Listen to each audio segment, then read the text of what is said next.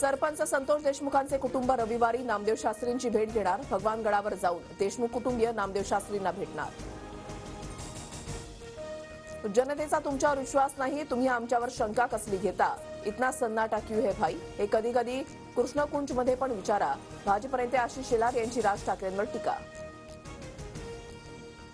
राज ठाकरेंना निकालाबाबत पडलेले प्रश्न हे यक्ष प्रश्नांप्रमाणे त्याला फडणवीसांकडून मिळणारी उत्तरही कदाचित रंजक असतील. या उत्तर संवादाची महाराष्ट्र वाट पाहतोय.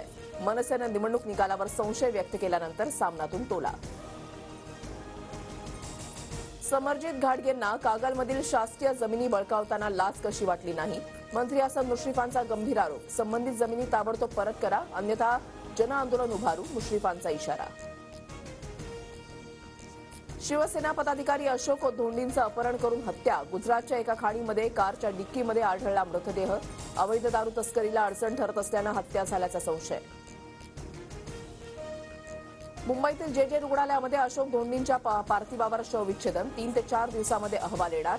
अपहरणाच्या तब्बल 11 दिवसानंतर अशोक धोंडीचा मृतदेह सापडला.